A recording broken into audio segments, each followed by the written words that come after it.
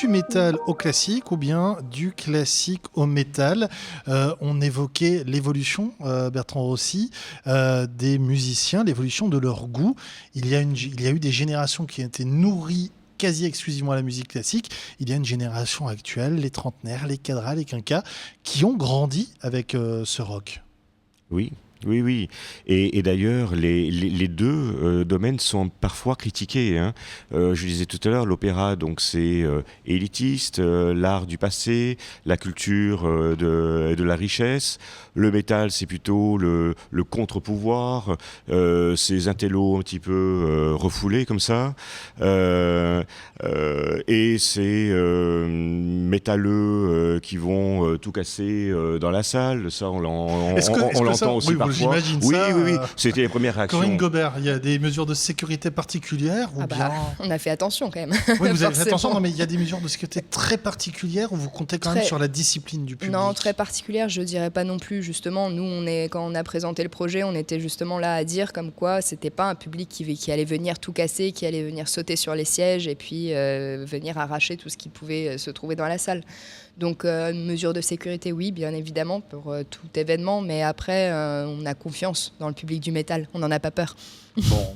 Oui, et puis pour répondre à vos questions, et je fais le lien avec Corinne, que ce soit le public du métal ou le public de l'opéra, c'est un public physiquement enthousiaste, mais certainement pas violent, physiquement passionné, mais certainement pas violent. Donc là, on se rejoint. Et effectivement, je crois qu'il y a vraiment des amateurs, des puristes de musique classique, comme des puristes de métal. C'est une question de génération. Bon, moi, il s'avère que j'ai plutôt baigné dans l'opéra tout jeune, mais en même temps, je m'intéresse à toutes les formes d'art, à toutes les formes de musique.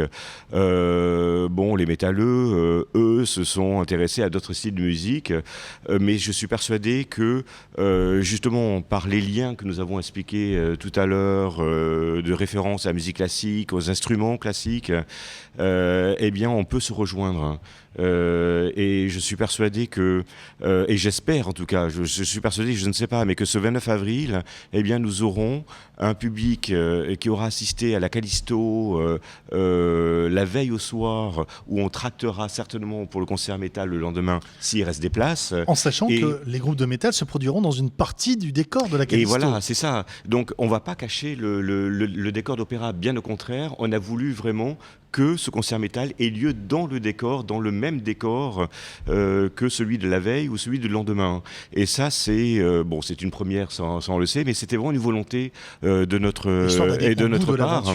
Il faut aller au bout de l'aventure et on va utiliser les mêmes lumières que l'opéra à la veille. Bon, le régisseur lumière aura peut-être le doigt un peu plus actif pour le samedi que pour la veille ou que le lendemain. Attention, le dimanche, du coup, il peut être en arrêt maladie alors. Hein. Oui, non, j'espère que non, parce qu'on a encore besoin de lui. Non, mais on ne sait jamais. Mais en tout cas, pour répondre à ça, c'est une vraie collaboration. On prend pas ça du tout comme un accueil d'un concert métal, on prend ça vraiment comme une vraie collaboration. Et pour nous, c'est quelque chose de neuf. On disait tout à l'heure, on commence les répétitions de Cavalleria Rusticana et Pagliacci lundi prochain. Mais bon, des débuts de production, on en fait sans arrêt. Bien sûr, c'est une nouvelle aventure, on adore ça. Mais ce concert métal qui est placé en fin de semaine prochaine, eh bien ça motive toutes les équipes de l'opéra et ça la motive bien. Tout le monde a voulu participer à ce concert. Bon, on n'a pas besoin de tout le monde, bien sûr, parce qu'on est quand même 240 employés à l'opéra, donc on n'a pas besoin des 240 employés samedi soir. J'imagine, mais je peux vous dire qu'il y aura beaucoup de monde en coulisses également, parce qu'il y a un intérêt. Et c'est ça aussi ce qui fait le charme de cette maison d'opéra, c'est que bien sûr, on a l'habitude de travailler, que ce soit au niveau des décors, au niveau des accessoires, les musiciens, les techniciens, l'administration. Il y a vraiment un véritable amour de l'opéra, mais ils sont également curieux. Et je peux vous dire qu'il y aura beaucoup de personnes du personnel de l'opéra qui seront présents le samedi. Et ça me fait vraiment très, très plaisir. Ça, j'imagine bien. Alors, une question que je vais vous poser à vous, Bertrand, à toi également, Christian. Est-ce que la musique classique, avec un orchestre, est un musicien venu du rock qui viendrait avec sa guitare électrique, ça pourrait coller, ça pourrait faire une création pour un chef d'orchestre. Bien sûr que ça pourrait coller. D'ailleurs, ça a été fait.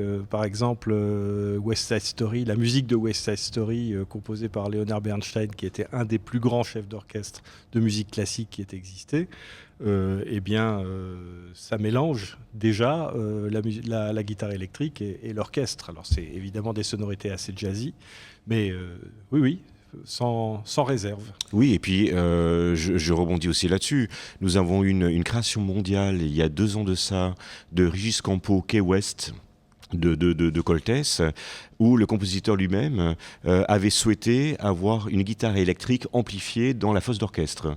Et la guitare électrique était censée remplacer ce qu'on appelle les accompagnements pour les récitatifs au clavecin. On a entendu tout à l'heure dans un des extraits un instrument qui ressemblait fort à un clavecin. Oui, était-ce peut-être un clavecin d'ailleurs. Eh bien là, le clavecin était remplacé par la guitare électrique. Et c'était pourtant de l'opéra, mais de l'opéra d'aujourd'hui. Voilà. Comme quoi, les genres sont vraiment en train de converger. Alors, les premières rockstars, les premières stars métal de la musique classique, eh bien, tu t'y intéressais, Christian. Oui, alors, d'abord, je voulais dire que cette belle idée de faire se rencontrer 2 mondes musicaux apparemment très éloignés, et ça consiste finalement de chaque côté à sortir de sa zone de confort. Comme on le sait, ce genre d'exercice peut être propice à une très fructueuse stimulation, ou un lamentable plantage, ce qu'on va essayer d'éviter.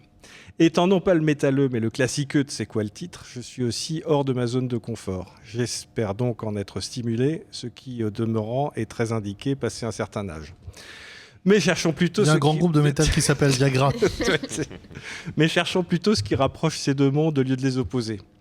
D'abord, l'évident respect des métalleux pour le classique. De nombreux musiciens de métal, on l'a déjà dit, ou de hard rock ont une culture classique. Ils expliquent souvent que leur musique est très composée et précise.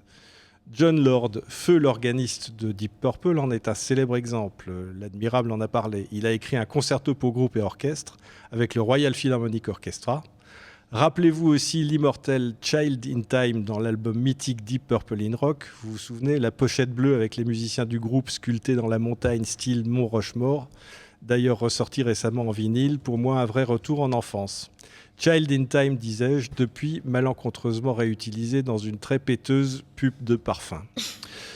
Autres exemples, Ritchie Blackmore, Jimmy Page, Van Halen, on en a parlé, revendiquent eux aussi une formation classique. Le vocabulaire harmonique classique est abondamment utilisé dans le métal, formule héritée de la musique baroque, marche harmonique, intervalle satanique du triton, le diabolus in musica dénoncé par la tradition classique, utilisé dans un but expressif de dissonance ou d'instabilité harmonique, le plus célèbre exemple en étant le titre Black Sabbath dans le premier album du célèbre groupe.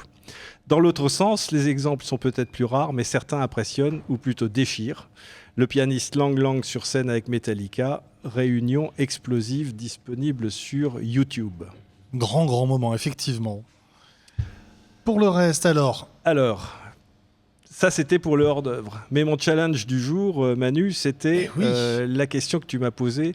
Quel compositeur classique aurait pu être métalleux dans l'âme ? Eh bien, la réponse, après Deep Purple, parce que l'Admirable va nous taper sinon Concerto for Group and Orchestra, et ça date de 1969.